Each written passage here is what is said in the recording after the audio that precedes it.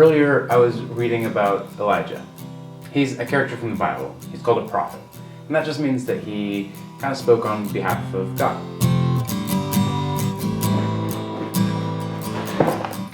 I was reading about this time in his life when he had a lot of fear and uncertainty. He didn't quite know what to do, and so he ran away from his problems. He ends up running into the wilderness for 40 days and is totally isolated. It feels a little bit similar to how we feel right now. Obviously, living a totally different circumstance, but the isolation, I really do resonate with that. So he's in the wilderness, and he's in this little cave. Oh, did I mention? He has no food.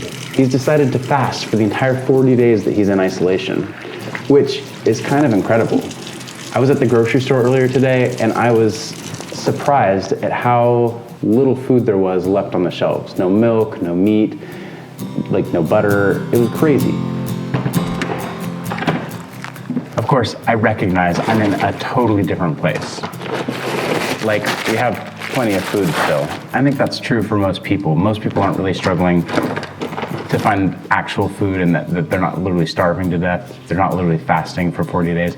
But there is a sense that our food options are limited, and you combine that with isolation, it can feel horrible.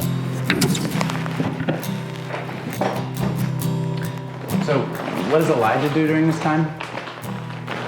Elijah decides that he's going to seek after the voice of the Lord.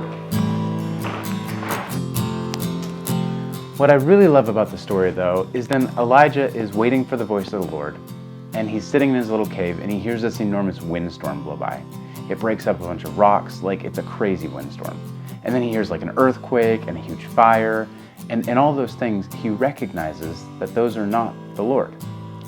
As he's waiting for the voice of the Lord, he then hears a still, small voice. And he recognizes that is the voice of the Lord. That's my encouragement for you now, is whatever your circumstances are, whether you've lost your job or you're having to go into work when you don't want to, whether you're isolated in a little house or you have tons of family all around you, I pray that this can be a time where you just spend time seeking after the Lord, listening to his voice.